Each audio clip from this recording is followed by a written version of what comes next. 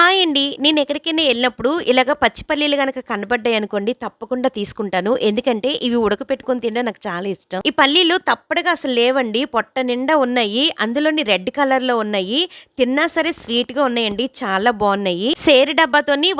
100కి 3 డబ్బాలు చెప్పిందండి. కానీ 4 డబ్బాలిచ్చింది. ఈ పల్లీలు రోజుకి మనం ఏదో రూపంలో తినాలండి. ఎందుకంటే ఇవి తినడం వల్ల మన హెల్త్‌కి చాలా మంచిది. ఇందులోని పోషక విలువలు, విటమిన్‌లు ఉంటాయి.